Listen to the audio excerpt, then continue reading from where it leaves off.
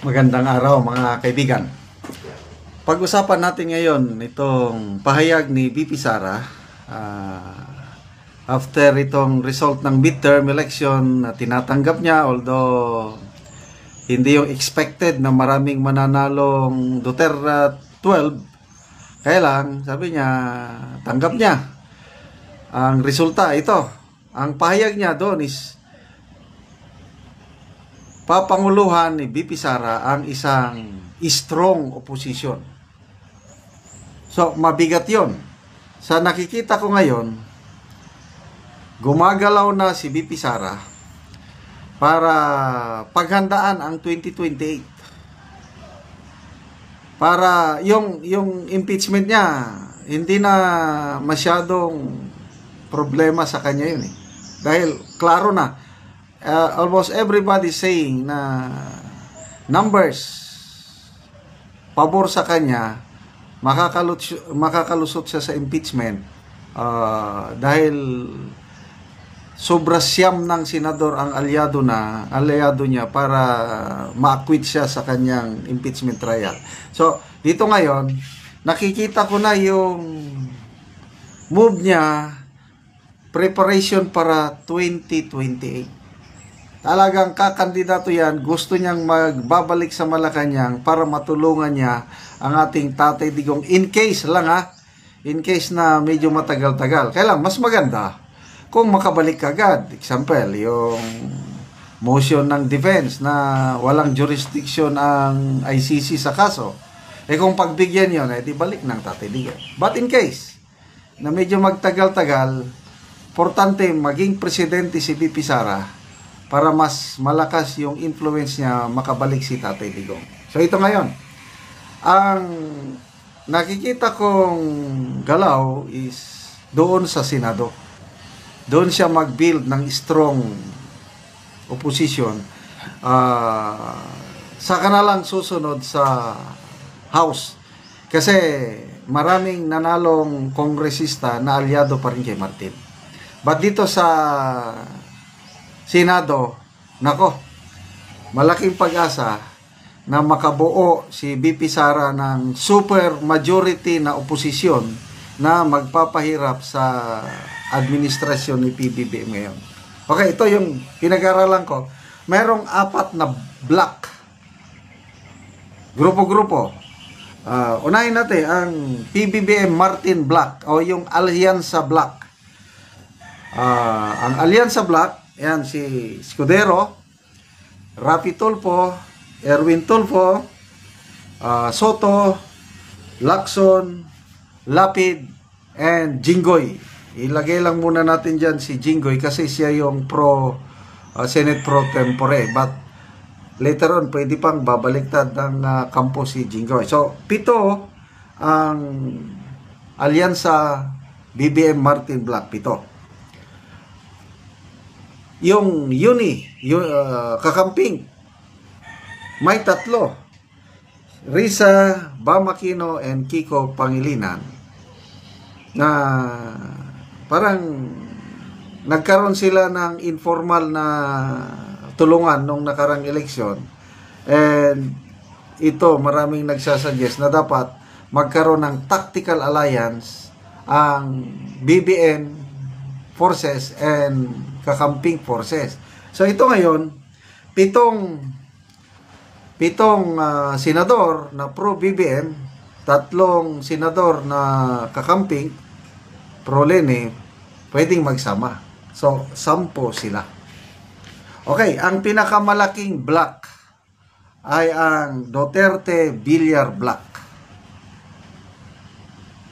Klaro, itong nakarang eleksyon, yung wise move ni VP Sara, yung nakipag-alyansa na siya sa Villar na klaro naman ang mga Villar, long time allies ng Duterte, matalik na magkaibigan niya. So, sa grupo ng Villar, meron silang 1, 2, 3, 4, 5, 5 senador sa Nacionalista Party. Mark and Camille Villar, 2. Pia Cayetano and Alan Peter Cayetano, magkapatid din. And then Senator Amy, 5. idagdag mo dyan itong grupo ng PDP, si Senator Bongo, Bato, Marcoleta, and Robin Padilla. I'm sure Villar and Duterte magsasama, siyam sila. Okay? Kung magsama ang Alyansa at Pink, 10 sila. So medyo talo pa rin ang Duterte Villar. Ang deciding factor, itong grupo ni Senator Zubiri. Noon, tinawag sila na Magic 7. Ito ba yung di ba masakit ang loob ni Senator Zubiri yung bigla siyang tinanggal. Kailang may nagpaiwan na loyal sa kanya. Ang tawag sa kanila, Magic 7. So, may naiwan pang 5. Sino itong 5? Zubiri, Ligarda, Villanueva, Gatchalian, JB Ejercito.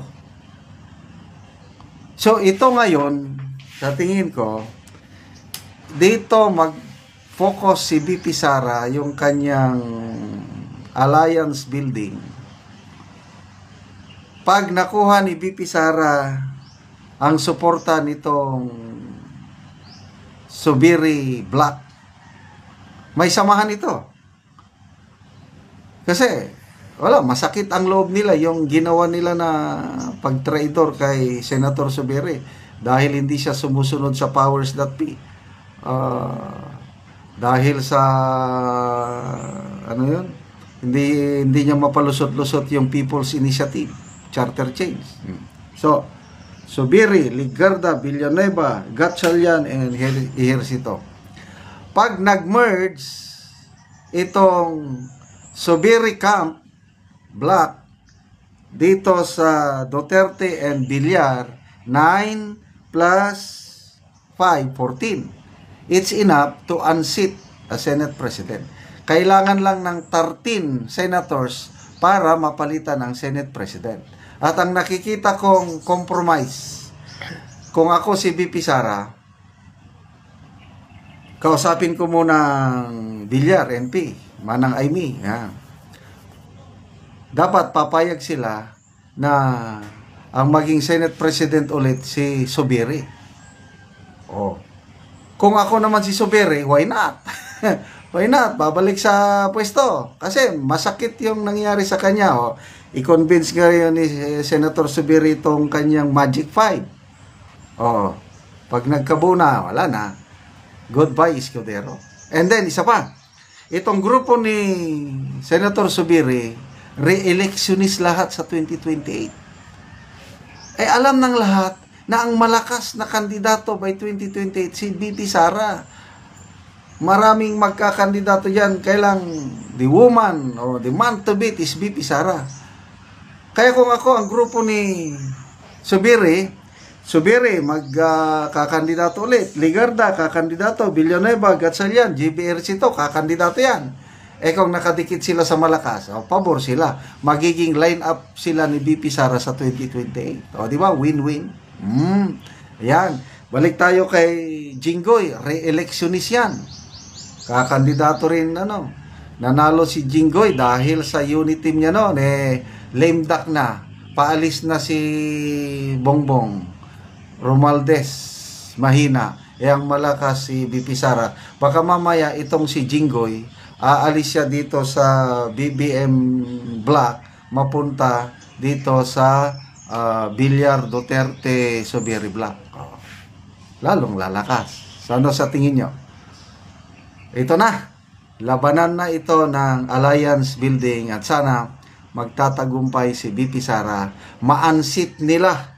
Matanggal nila si Escudero as Senate President at ang uupong Senate President sa impeachment trial, si Juan Miguel Zubiri, patay silang lahat. Okay?